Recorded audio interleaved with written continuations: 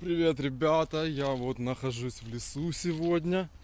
Тут просто очень крутая погода, крутая природа. Ну тут еще, конечно, не очень глухой лес. Вот, я на велосипеде. Уже лето наступило, между прочим. Шортики, шлепочки, все как надо. Не понимаю, почему я тут один, почему у меня нет компании. Так что буду очень рад, если кто-то присоединится к моим походам по природе. Вот. Сегодня еще в планах поплавать на лодочке.